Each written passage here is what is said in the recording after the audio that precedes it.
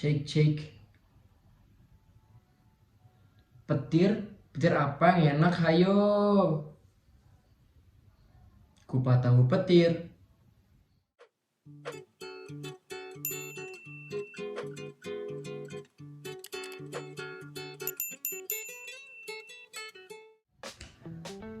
Oke, assalamualaikum warahmatullahi wabarakatuh.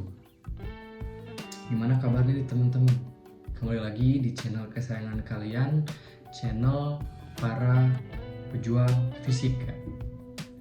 Kali ini kita akan ngebahas pertanyaan-pertanyaan yang udah diajuin sama teman-teman seputar petir.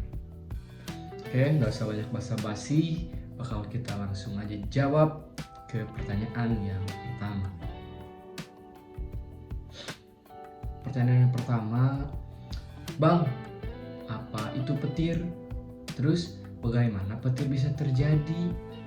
Nah, sederhananya, petir itu adalah sebuah fenomena alam yang terjadi di mana ada kilatan cahaya yang sangat amat cepat diiringi dengan suara yang bergemuruh.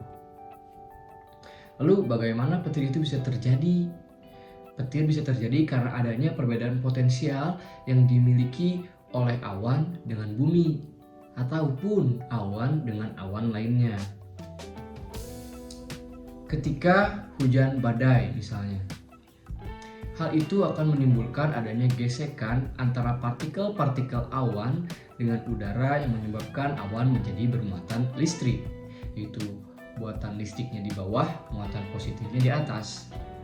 Hal inilah yang kemudian akan menginduksi muatan yang berada di bumi sehingga terjadilah yang namanya petir. Oke, lanjut ke pertanyaan nomor 2. Pertanyaan yang sangat menarik dan sangat bagus. Bang, sebutkan 5 cara terkena sambaran petir. Baiklah, untuk kalian teman-teman yang berminat untuk tersambar petir, ada 5 cara yang akan saya kasih di sini yang kalian bisa coba sendiri di rumah.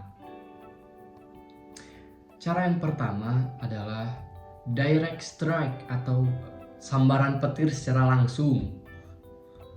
Ini adalah cara yang paling dramatis dan paling mematikan karena langsung menyebar melalui sistem saraf dan kardiovaskular Anda.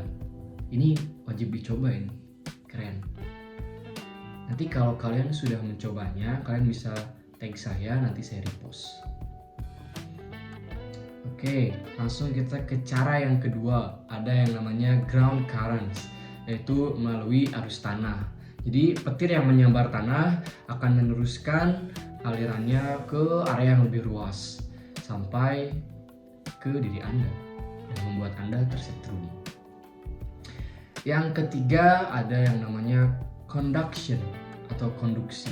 Hal itu terjadi ketika Anda bersentuhan dengan hal-hal yang berbau logam.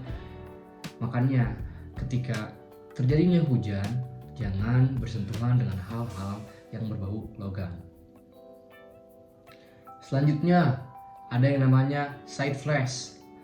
Hal ini itu terjadi ketika petir memantul dari sesuatu yang lebih tinggi, seperti pohon atau tiang listrik. Nah, yang terakhir ada yang namanya streamer.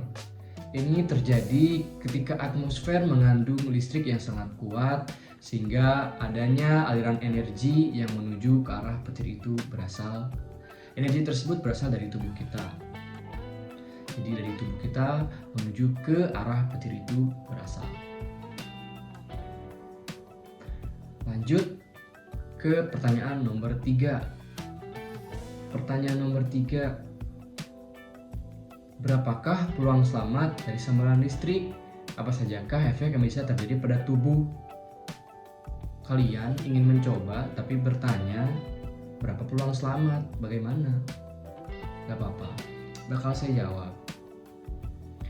Anda memiliki peluang kurang lebih sebesar 90% untuk bertahan hidup ketika tersambar petir. Tapi Anda jangan senang dulu, karena Anda akan menghadapi yang namanya ketulian, luka bakar, cedera otak, hilang ingatan, kerusakan saraf, dan kejang-kejang. Sudah terjawab, lanjut ke pertanyaan berikutnya. Bang, mengapa bulu dapat merinding ketika tanda akan ada petir? Bagaimana sih? Oh, mengapa bulu merinding merupakan tanda bahwa akan ada petir di sekitar?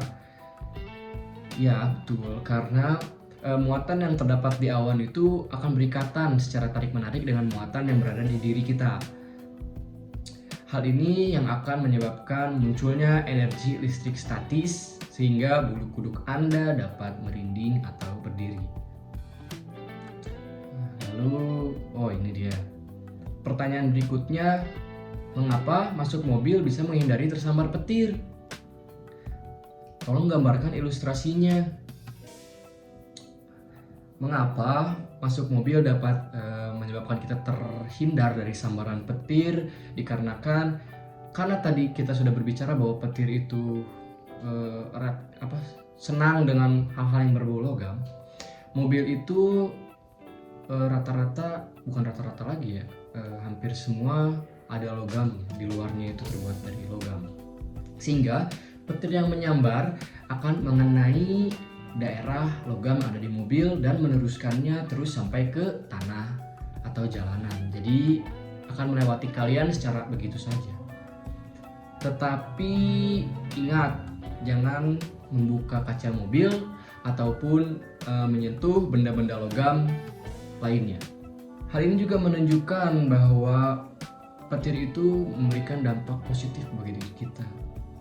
Sebagai motivasi bahwa jika kalian tidak ingin tersambar petir, kalian harus bekerja keras sampai banyak duit dan kebeli mobil, sehingga Anda dapat terhindar dari sambaran petir. Mantap petir. Lalu pertanyaan berikutnya, Bang, mengapa dianjurkan untuk menghindari diam di dalam gua untuk menghindari sambaran petir? Jangan sekali-kali Anda memikirkan hal yang memang kelihatannya pintar atau jenius, tapi sesungguhnya adalah hal yang sangat salah. Karena jika Anda masuk ke dalam gua, Anda akan menjadi satu-satunya konduktor yang paling mencolok, sehingga petir akan dengan mudah menyambar Anda. Hati-hati. Lalu pertanyaan selanjutnya, mengapa dijelaskan untuk diam di atas rolling mat untuk menghindari petir? Karena rolling mat itu terbuat dari bahan karet, dan karet itu adalah salah satu isolator yang baik, sehingga ketika kalian diam di atas rolling mat, petir tersebut tidak akan menyambar kalian. Lalu pertanyaan berikutnya, mengapa perlu mengecilkan badan untuk menghindari petir? Karena seperti yang sudah kita ketahui, petir itu sangat menyukai konduktor, terlebih lagi yang memiliki ketinggian. Jika kita mengecilkan badan seperti menunduk, itu akan mengurangi kemungkinan tersambar petir. Selain itu, kepala merupakan titik masuknya alur listrik sambaran petir terhadap kita. Sehingga jika kita mengecilkan badan, menundukkan kepala, itu juga akan mengurangi risiko yang sama. Jadi seperti itu. Lalu ada lagi yang nanya nih, Bang, berapakah peluang setiap manusia terkena sambaran petir selama hidupnya? Selama hidup manusia, kita itu memiliki peluang sebanyak 1:3000 untuk terkena sambaran petir. Sekarang pertanyaan terakhir ya, saya capek. Mengapa penyebab selamatnya orang tersebut setelah tersambar oleh petir secara langsung? Tidak ada alasan yang mendasar dan signifikan dari sembuhnya orang tersebut.